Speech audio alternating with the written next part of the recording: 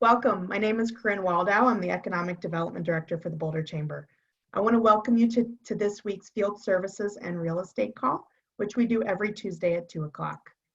It's your opportunity to learn the most up-to-date information, ask questions, and provide feedback. Today, we're welcoming Boulder County Public Health, Matt and Zach, here to help answer questions and to provide you that guidance. And I want to thank them for continually having these opportunities for businesses in different industries to really get the information they need to open safely following or during COVID-19. I want to thank the other chambers and economic development agencies for continually pointing their businesses towards these resources and this information. Please put all your questions in the Q&A feature and I'll ask them on your behalf. And we will be sending out an email, as I do every week, with a recording of this webinar, along with other resources that are mentioned during the time. At this time, I'm going to hand it over to Zach Swank with Boulder County Public Health. Thanks, Corinne, and thanks to the Boulder Chamber for their continued partnership, as well as the other chambers and our economic partners for helping us share the word about how we can safely operate and reopen our businesses. So today we're going to cover updates about Safer at Home, review resources to support you, and then cover Q&A. And Corinne, I'm noticing that there's a smaller number of attendees on this call. Can we open it up for folks to raise their hands as well? We can. I noticed that some of the people on the call had bad connections last week and couldn't. So if you want to ask questions, feel free to do so. You can also do it in the Q&A and chat. We tried last week and it didn't work so well. Okay, all right, then let's stick with that. The Q&A and the chat, particularly the Q&A feature. Great. Couple of changes over in the last week or so. On the 22nd, Boulder County extended the face covering order, and thank you for everyone who provided feedback on that. We'll cover that in a little bit. On the 25th, the state extended the Safer at Home order through June 1st, and I would expect that to go farther even after that date. Also, private campsites opened, and tomorrow restaurants can open at 50% capacity. And on June 1st, day camps and youth sport camps can open. And then the governor has forecasted that there will be additional changes coming to Safer at Home on June 1st. But just want to remind everyone, as always, long-term outlook, we're going to continue to see Safer at Home evolve. It won't go away entirely until we have a vaccine, treatment, or herd immunity, and that's going to be months before that happens. So just prepare yourselves and prepare your businesses for continuing in under some form of what we're currently at for quite some time. A couple other friendly reminders. COVID-19 is still just as contagious as it always was. Though we are loosening restrictions and though we are having lower rates of transmission of COVID-19, we still need to stay at home as much as possible. We still need to physical distance as much as possible. And the face covering order is still in effect. These are the ways that we will keep on the positive trajectory that we're going and not backslide and have to go back to more restrictive orders.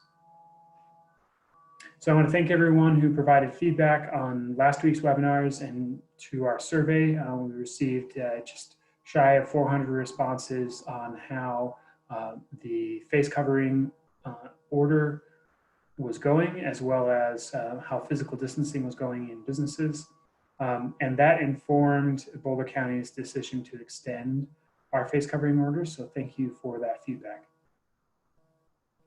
And some of the results of that survey was, in general, folks found there to be good physical distancing. So, I think fair was described as 50% of customers or less, and good was more than 50% physical distancing, with about over a third saying that it was practice of physical distancing was going great.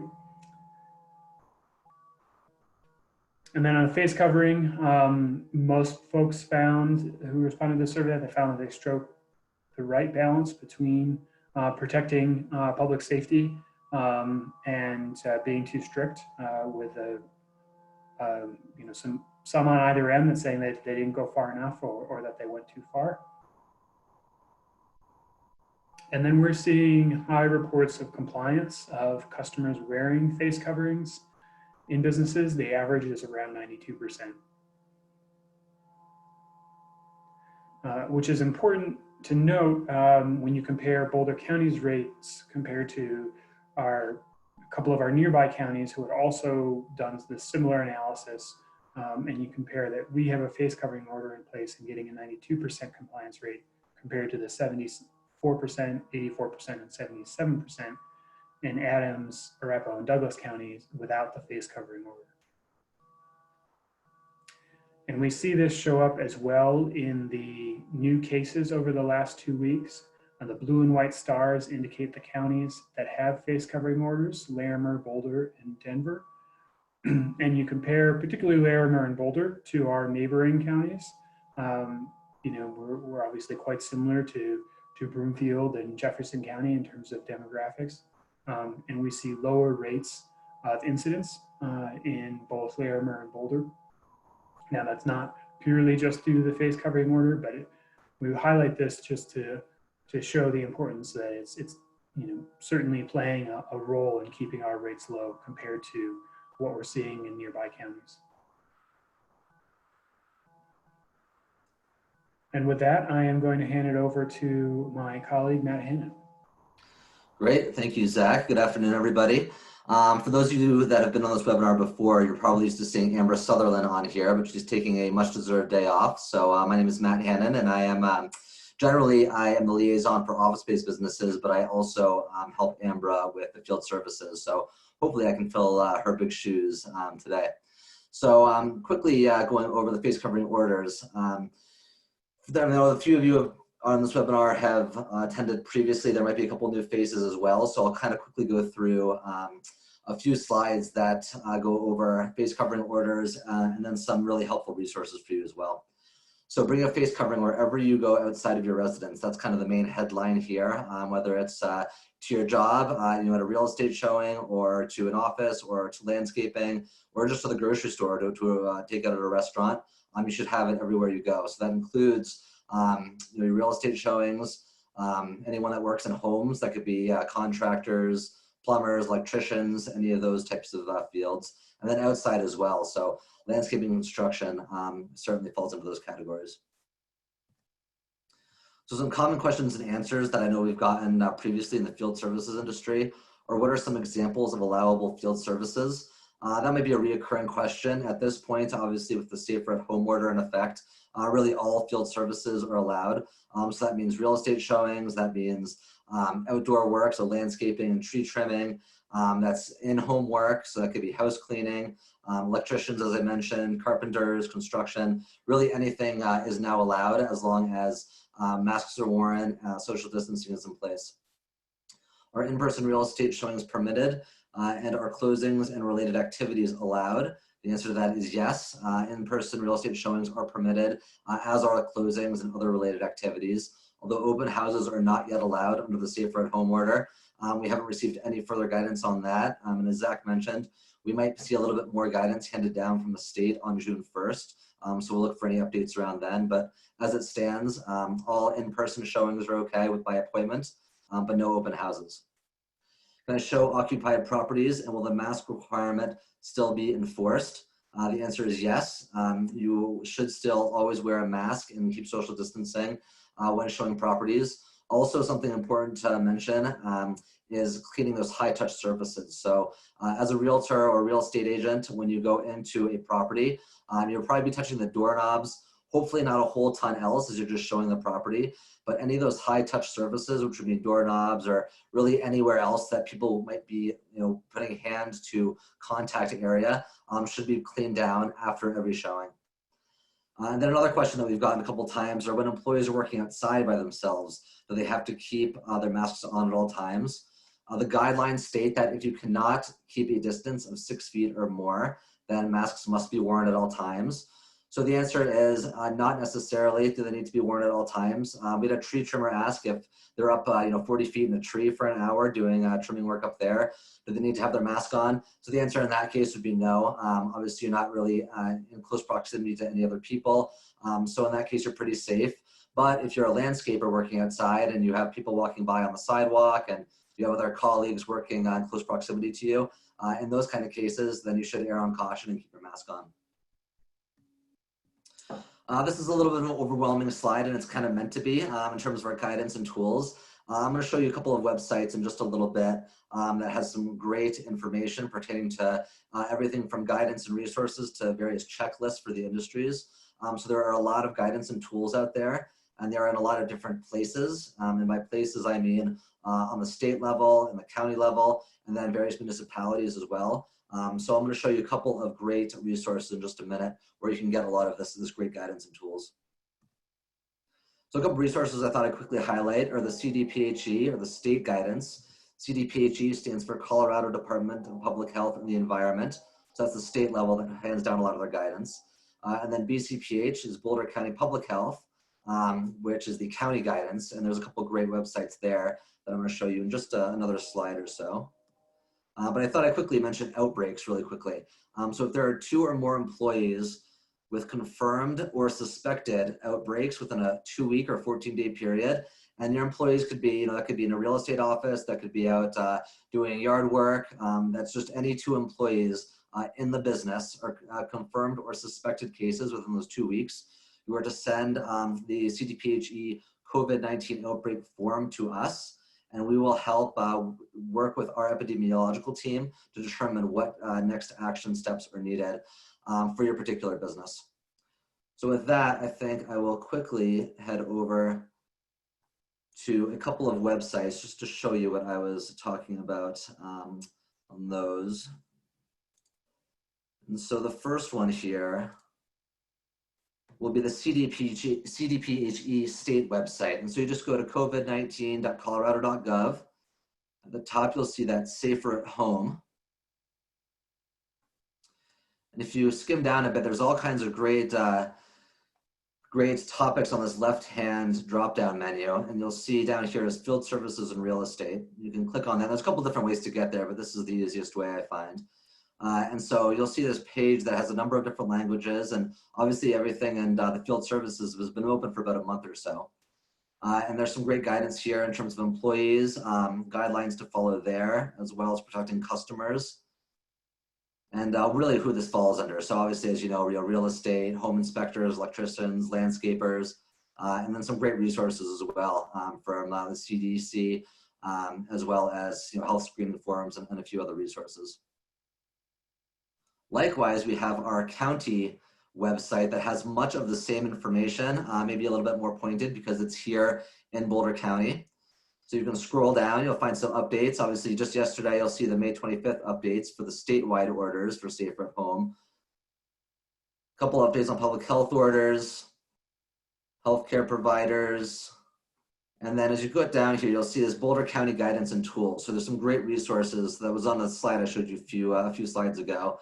Everything from graduation ceremony guidance, which might not be too relevant heading forward, especially for this industry, but things like cleaning and cleaning products might be, and outbreak guidance certainly is. So this checklist that I was referring to as well, you can find right at this top bullet. I thought I'd just click on this, and there's a few great guidelines here. Oh, sorry about that. I just had a call come through by accident. So we will go back into back to our outbreak form. The county guidance here. And so this is back again for field services. And we have our checklist for workplace requirements. So this is really handy to have. It kind of goes through all these really great things to keep in mind and guidance for going back to the real estate office or anything else for employees that are out in the field as well. And then heading down to customer protection requirements, if applicable. So obviously those going into homes. And then county guidance as well. And a nice list down here of additional resources and guidelines. The last thing I thought I'd show is the COVID-19 outbreak report form. So if you do end up having an outbreak in your workplace or amongst your employees, this is the form that you're going to fill out through the CDPHE website. And there's outbreak information, and this is something you're going to send on to us at Boulder County Public Health, who we will then share with our team of epidemiologists. And with that, we're going to head back into our PowerPoint slide.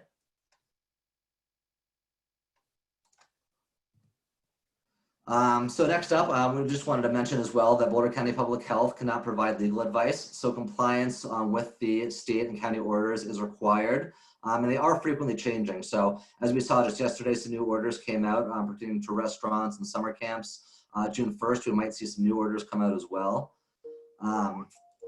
And we are here to support you. So what our job really is to help educate and provide resources so that businesses can follow these guidelines. And there's a lot of changing guidelines. There's different guidelines for different municipalities and the state level.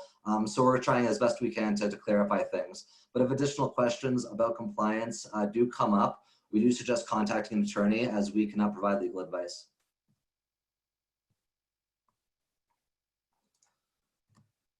So where to go for more information? Obviously, those two websites I mentioned, boco.org/COVID-19business and covid19.colorado.gov, are two of those websites on the state and the county level that have some really great resources.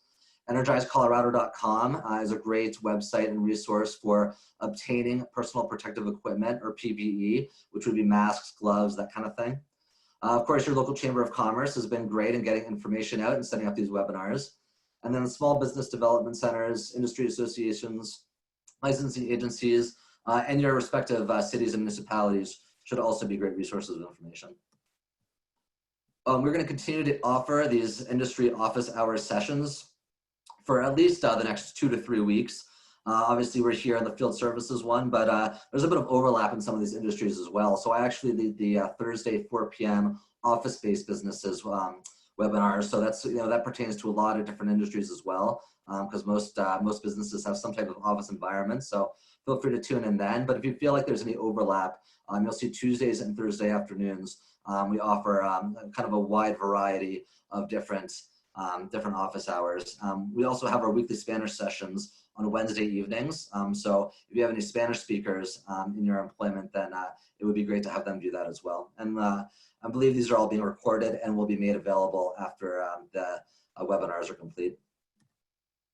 So with that, we have contact information. If you have any suggestions, questions, comments, ideas, we'd love to hear from the public. Obviously, we work for you, the public, the industries. So you can email covidbiz@bouldercounty.org, or we have a call center open. Actually, I believe that the call center hours were just recently changed from 9 to 5. So just want to make a quick note of that. So the call center, I believe, is now open 9 to 5, Monday to Friday. That can be reached at 720-776-0822.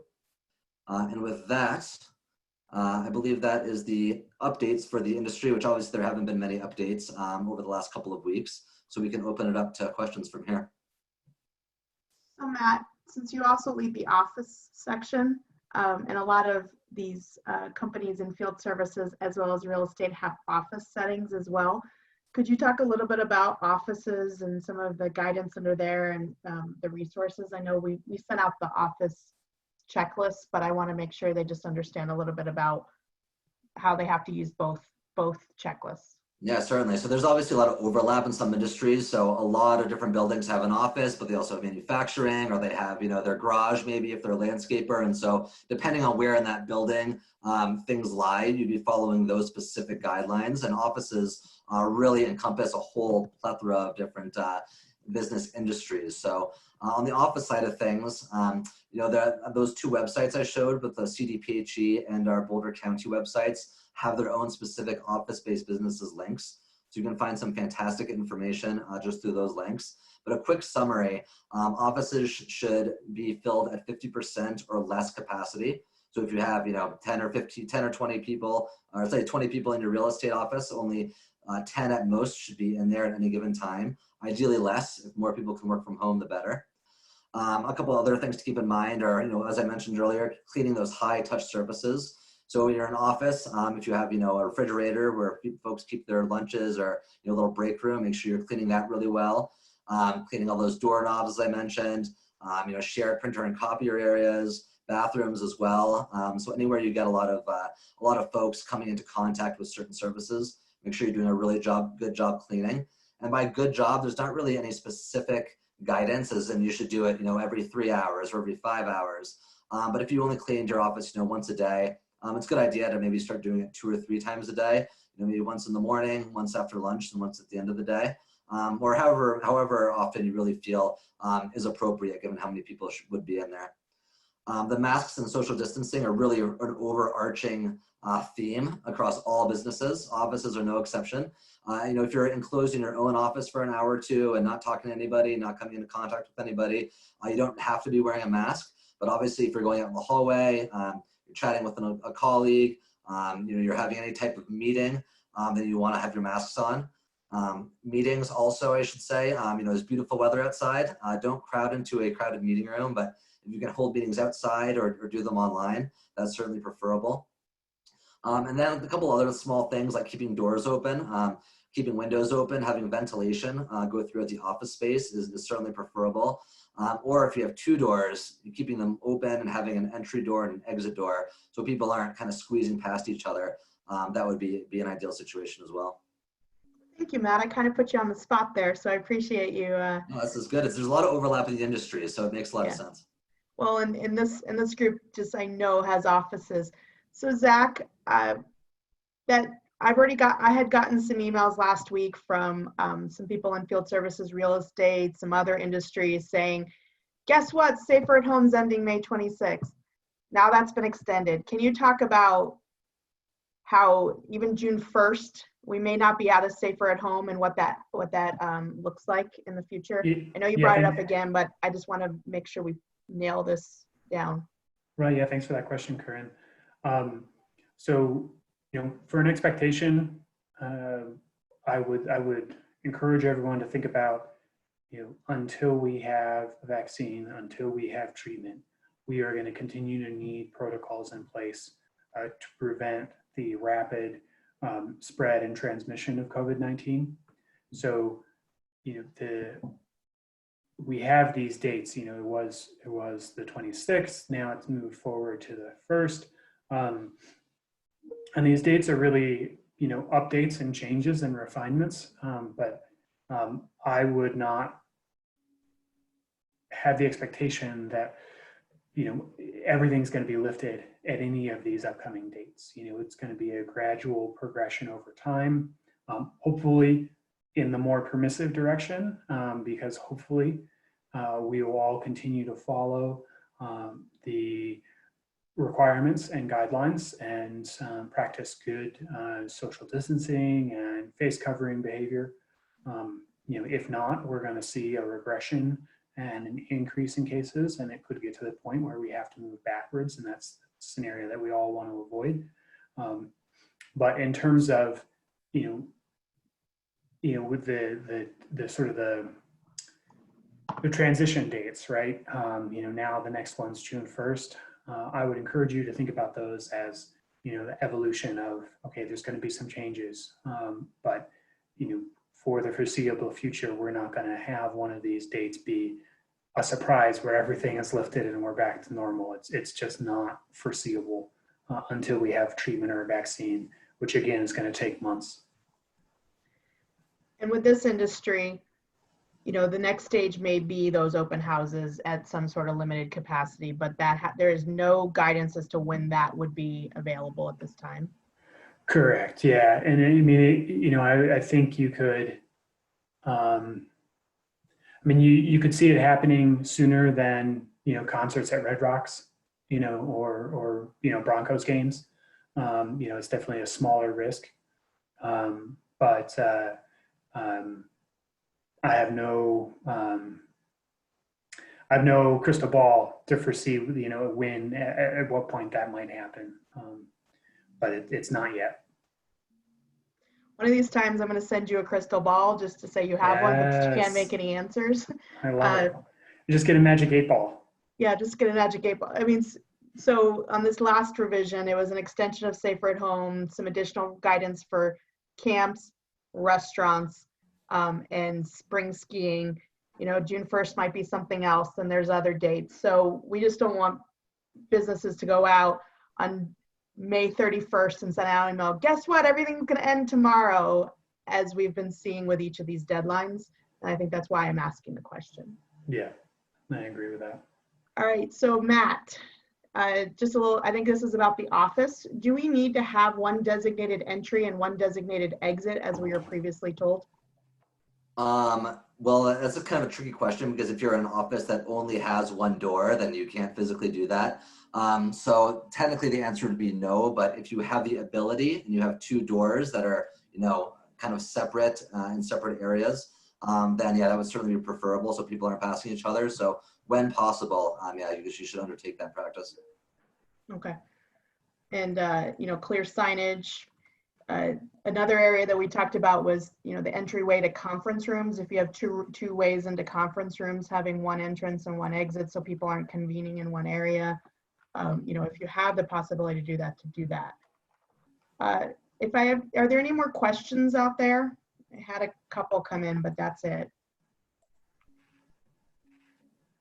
I should mention too, just on the office side of things, signage is, as Corinne just mentioned, is a great idea, just to help people, you know, it's kind of friendly reminders to continue to wash your hands, or practice social distancing, or, you know, enter this door and exit that door. But if you have, you know, a decent sized office with at least 10 people in there, having maybe a coordinator as kind of the one point person to make sure that those communications are out, to make sure that signs are appropriately placed, maybe to do a little bit of extra cleaning and make sure, you know, or set up a cleaning schedule for the staff. That's a great idea, just so that there is that one person that's really kind of taking charge and making sure that the guidelines are being followed. Okay. All right, well, I don't see any more questions out there. You know, the mask order got extended, the Safer at Home got extended. There weren't any big changes for field services and real estate and office. But if you are interested in learning more about the office setting, we do have a call on Thursday at 4 o'clock with Matt. He's on that one. He'd be the lead on that one, to guide through a little bit of the office setting. You know, those ideas of, you know, no shared coffee pots, and just some of those best practices that the offices are experiencing right now. Without any questions, I'm going to say join us next week. Thank you for getting your questions answered, for getting updated information, and for providing feedback. Thank you to all the chambers and economic development. Boulder County is really making an effort to make sure our businesses are as informed as we can possibly make them, so that we can open safely for our businesses and for our health. And I want to thank Boulder County Public Health for providing these opportunities each week into the foreseeable future. As we see changes, we get them out. And you'll get a follow-up email from me with the recording from today's session and the resources. So I hope everybody has a wonderful afternoon, and we'll see you next week.